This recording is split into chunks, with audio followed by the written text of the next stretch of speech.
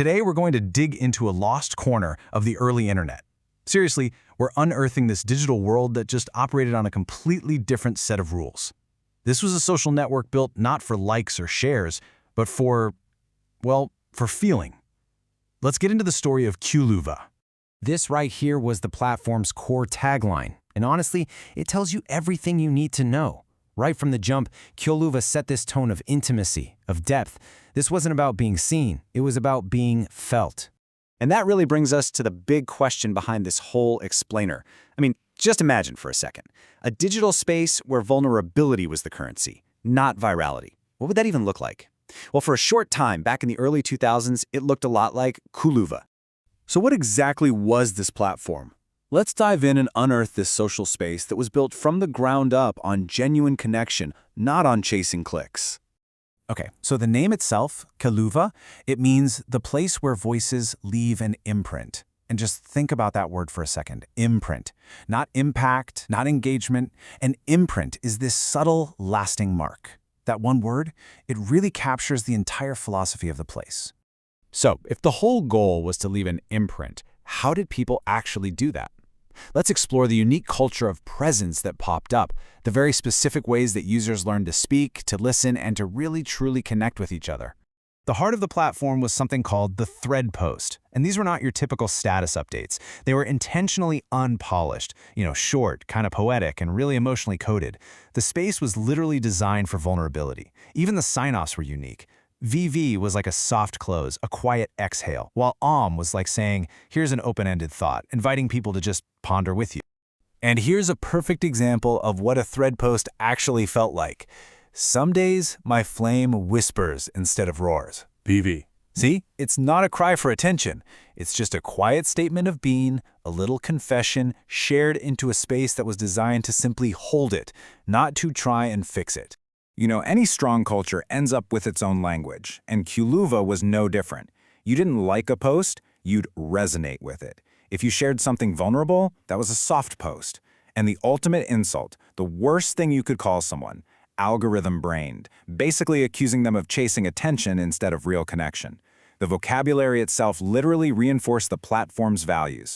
And this whole vibe carried over right into the user profiles, which were built on two really crucial features. First, you had voice bios. Just 10 seconds of audio, a whisper, a laugh, a short confession, and there was this sacred unwritten rule: you never ever judge someone's voice. Second, there were guest books. Instead of a comment wall, visitors would leave these gentle little notes, and deleting one, that was seen as a truly cold, almost hostile act. From about 2002 to 2006, this platform hit its absolute golden age. It wasn't just a website anymore. It was this vibrant community with its own trends, its own rituals, even its own little dramas. It was an era that was defined entirely by feeling. And this is where the culture really came alive. In all these unique ways users created meaning. The top resonance wars, think of it like MySpace's top 8, but with all this intense emotional weight. Removing someone from your list was a huge public statement. There was this ritual of midnight soft posting, when all the most vulnerable thoughts would come out. And you had couples or friends doing sigil matching, where they'd align their profile symbols to show they were connected. Now, to really understand the culture, you have to know about this one iconic moment. It all started with this user, Peppy, who was this really gentle presence on the site. They posted this soft post. Soft doesn't mean weak, it means I choose care. Just a simple, vulnerable declaration. And almost immediately, another user, Jeru, who was kind of known for this protective energy, replied with this: say it louder. Softness that survives is strength. And in that one move, he not only validated Peppy's vulnerability, but he kind of defined the whole supportive ethos of the platform. That exchange became legendary. It was known simply as the softness thread. But, like so many beloved little corners of the early internet, it just couldn't last. External pressures started to build up, leading to this huge controversy that would ultimately silence all the voices on QELØVVA. It all kicked off with what the users called the presence panic of 2006. It was a classic moral panic, really, fueled by media rumors that started to spread like wildfire. The platform got accused of being emotionally addictive, and critics who just didn't get the culture dismissed it as parasocial spirituality. In the end, man, it came so fast. The panic just escalated over a single week.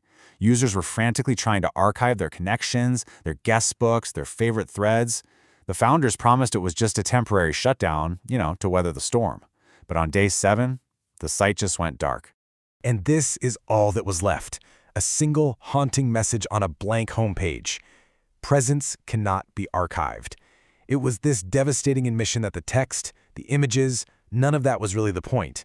The feeling, the connection, the presence, that was QELÜVVA, and it was gone.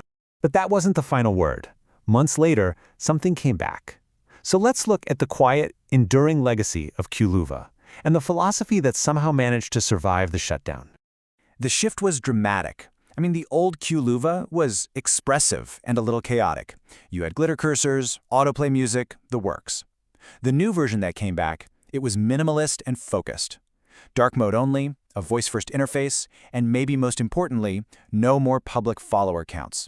The focus doubled down on connection, not performance. And the new tagline? It said it all. It felt like a promise. The platform had survived all the noise, and it was returning to its core purpose, to be a quiet place dedicated to listening. Ultimately, the story of QELÜVVA really asks us to take a hard look at our own digital lives. It was a platform built on totally different values, imprints over impact, resonance over reach. Its rise, its fall, and its quiet return leaves us with a really provocative question for our own time. In our world of constant noise and performance, what have we forgotten about how to simply listen?